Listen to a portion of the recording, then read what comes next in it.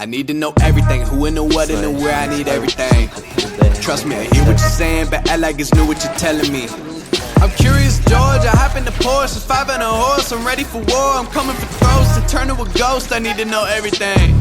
Now you be surprised at the info you get is by letting them talk, so I'm letting them talk. Gotta keep quiet, maneuver in silence to let them in, chalk up their body, another one body, that's just how it go. I got some secrets, I'm shaking the game so they stay on their toes. Stay in your lane, how to stay on the go. I came to play with the pros and act like a rookie, so they overlook me. Then I double up again under their nose. None of them cold, they just got lucky but never adapted, so I'm 10 to 1 if it's coming to blows. My enemies cutting it close, I let them think that they got me, but what do you know? I had them beat before we ever spoke, I'm ready for smoke. I need to know everything, who and the what and the where, I need everything. Trust me, I hear what you're saying, but act like it's new what you're telling me.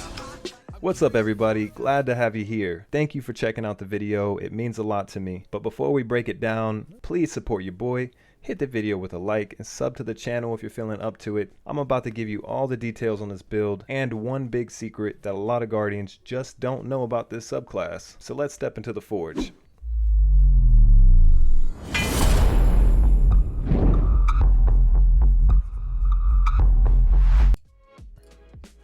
This build is extremely forgiving.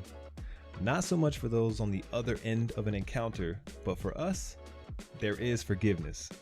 So we have a 2-tap build here, aka a 2 precision shot kill for those that don't really get down with the lingo in the game. I got you. Our weapon of choice here is the Dead Man's Tail. It's an exotic scout rifle and it is very special to me.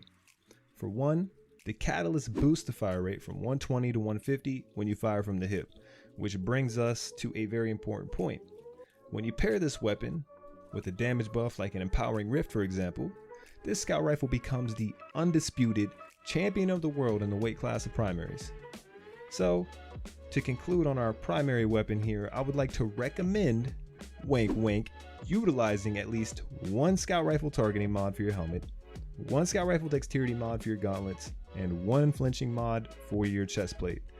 I get so many complaints on the consistency with the hip fire on this weapon, and if that's you, I'm trying to help you. Use the targeting mods, it fixes that, I promise. So to conclude again, there are many ways to optimize your weapon's performance by increasing its hitbox, lowering its haste, and its flinch. Now, completely pimping out your Dead Man's Tail goes a long way, but the assisted damage we're about to go over takes the weapon and turns it into soul food. It goes from whole food to soul food. That's the only way I can describe it. So let's talk about it. After playing around in the kitchen for a little bit, I can say without a doubt that the bottom tree for the Stormcaller subclass in particular is by far the most consistent with this build. This tree accomplishes 2 very important things for us. One, it increases the recharge rate of our Empowering Rift when we're near the homies, right? Which is huge for keeping not only the uptime on your Rift, but for keeping you together with your team, and that's big. So to add a few toppings to this little sandwich we got laid out here, the class item mod Perpetuation increases the Rift's recharge rate whenever you pop it. So one can only imagine just how fast you get your Rift back with this combination. The second thing this tree does that's unique to any other tree is its ability to grant Arc Souls to you and the bros when you enter the Rift. Yeah, Arc Souls, big deal, right?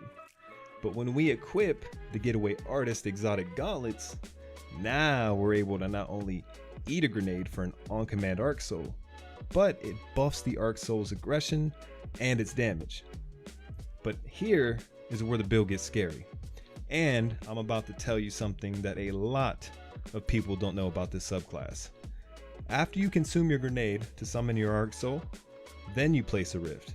And when you step into that Rift, while having the sentient Arc Soul buff on the side of your screen, it will actually continuously refresh that grenade, the buffed Arc Soul, and leave you with, I believe, a 20-second Arc Soul buff for however long you're in the Rift. And then when you step out of it, you gotta think, by that time, especially if you're near your allies, you're gonna have a absolute ton of Rift energy back, and you're still gonna have plenty of time on your Arc Soul up, and you'll be ready to pop again to once again refresh. And you can continue the cycle as long as you stay alive and stay with your team, and you would never really need to use another grenade. So high discipline, in my opinion, with this build, isn't really that necessary, just because if you can utilize this, you're in the clear.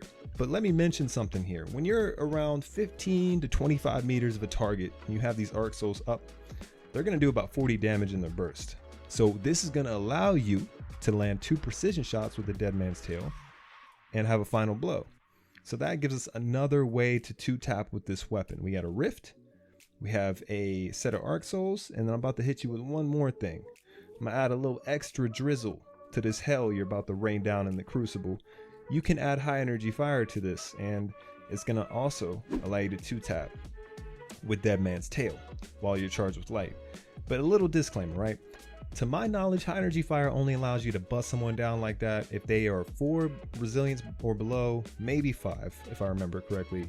But I know for sure anybody 6 and above, you're not going to get the 2-shot kill with high energy fire on, unless you're, you know, light enabled and you're higher than somebody. That's the only way it's going to work out for you. So just a little disclaimer, please don't get yourself in bad situations. Remember that if you can. If not, you'll figure it out. But anyways, hey, I've tagged some solid gameplay here at the end of the video, totally unedited and raw. It's a little sampler so you can figure out exactly how the build works, maybe watch me play and get some good ideas for yourself. And I got some pretty crazy plays in there. I mean, it starts off a little slow, but I have an insane play in there that you're not going to want to miss. So thank you for watching the video, subbing to the channel, and liking my shit. I appreciate you, every single one of you. So have a great week, and I'll see you in the next video. Take those zones and hold them to your last breath.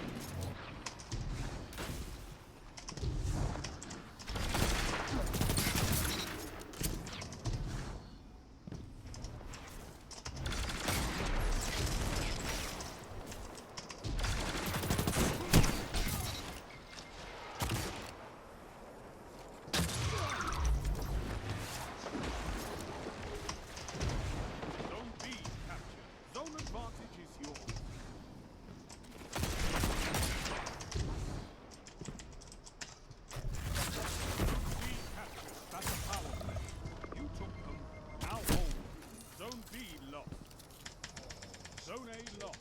Enemy has stolen power.